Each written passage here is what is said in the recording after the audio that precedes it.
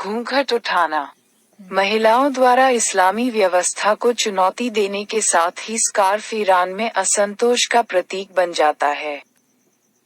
22 वर्षीय महसा अमनी की हिरासत में मौत के खिलाफ ईरान में 2 दिवसीय हिजाब विरोध की दिशा की भविष्यवाणी करना मुश्किल है, क्योंकि उसे देश की नैतिकता पुलिस द्वारा कथित तौर पर सख्त हेडस्कार्फ नियम का उल्लंघन करने के लिए गिरफ्तार किया गया था। महिलाएं अपना गुस्सा जाहिर करने के लिए अपने सिर पर स्कार्फ जलाते और अपने बाल कटवाते हुए खुद की तस्वीरें पोस्ट करती रही हैं।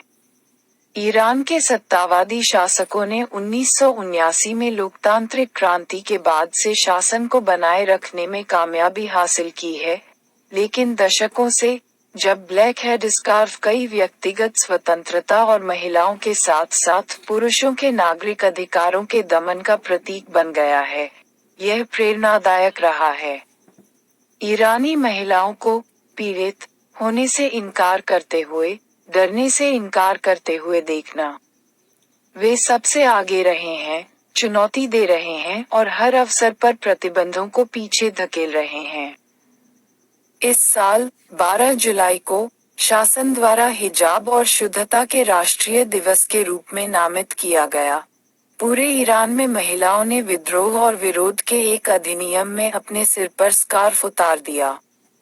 अर्थव्यवस्था और अन्य मुद्दों पर नागरिक समाज के असंतोष के पूरे माहौल में भी ड्रेस कोड के खिलाफ विद्रोह के व्यक्तिगत कृत्यों की संख्या में वृद्धि देखी गई है।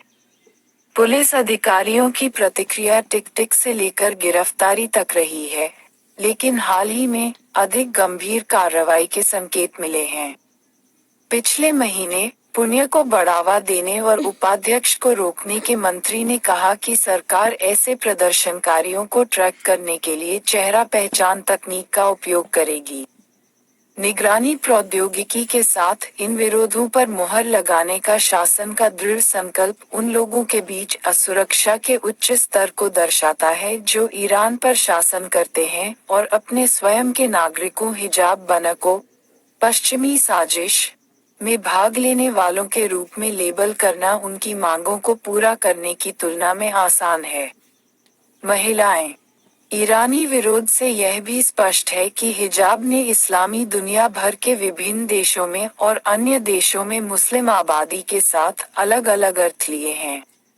उदाहरण के लिए, ईरानी महिलाएं कपड़ों की इस वस्तु का वर्षों से विरोध कर रही हैं।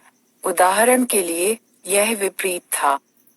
2013 में अदोगन सरकार ने सार्वजनिक स्थानों पर हेडस्कार्फ पहनने पर दशकों से लगे प्रतिबंध को हटा दिया था, जो कि कई लोगों ने धर्म का अभ्यास करने के अपने अधिकार के पिछले सैन्य शासन द्वारा इनकार के रूप में देखना शुरू कर दिया था।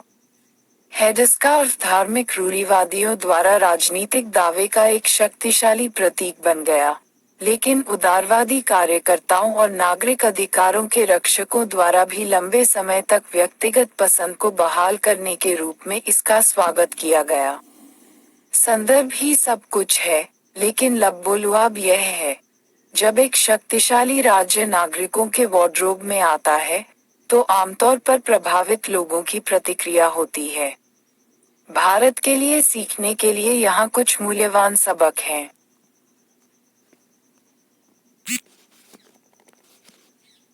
हिंदू हत्यारे को जानना। मृत्यु के लिए कम करने वाले कारकों को प्रस्तुत करने के लिए मानदंडों की तलाश करने के लिए एससी ने अच्छा किया है। दुष्सिद्धि के बाद फंसाना पूंजी अपराधों से संबंधित मामलों में एक जटिल समस्या है। ट्रायल जजों को निर्णय लेने के लिए बुलाया जाता है कि क्या केवल मौत की सजा न्याय के अंत को पूरा करेगी, या एक आजीवन अवधि पर्याप्त होगी। एक उपयुक्त मानदंड के रूप में, सर्वोच्च न्यायालय ने यह निर्धारित किया है कि मृत्युदंड केवल दुर्लभ से दुर्लभतम मामलों में ही लगाया जा सकता है। बाद के फैसलों ने इस सिद्धांत को पुष्ट करने की कोशिश की है कि अपराध की भीषण प्रकृति यह तय करने का एकमात्र मानदंड नहीं हो सकता है कि इसे दुर्लभ से दुर्लभ श्रेणी के तहत क्या लाया जाता है। अपराधी, उसकी सामाजिक आर्थिक पृष्ठभूमि और उसकी मानसिक स्थिति भी इस संबंध में प्रमुख कारक हैं। व्यवहार में, अदालत द्वारा दोषसिद्धि दर्ज करने के बाद मुकदमे की सजा का हिस्सा होता है। यह 10 में से एक ही दिन के फैसले के रूप में किया जाता है, केवल कुछ सीमित तर्कों पर दोषी की ओर से, मिटिगेटिंग परिस्थितियों, और अभियोजन पक्ष से, गंभीर परिस्थितियों, पर सुना जा रहा है। सजा के सवाल पर दोषियों को सार्थक अवसर देने के मुद्दे पर संविधान पीठ का हवाला देते हुए 3 जजों की बेंच का ताज़ा आदेश सजा की प्रक्रिया को सही ठहराने की दिशा में एक बड़ा कदम है। कई फैसलों में एक ही दिन की सजा को बरकरार रखा गया है। सुप्रीम कोर्ट अक्सर कहता है कि जहां दोषी को कम करने वाले कारकों को पेश करने का एक सार्थक अवसर दिया गया है, केवल यह तथ्य कि उसी दिन मौत की सजा दी गई थी, सजा को खराब नहीं करेगा।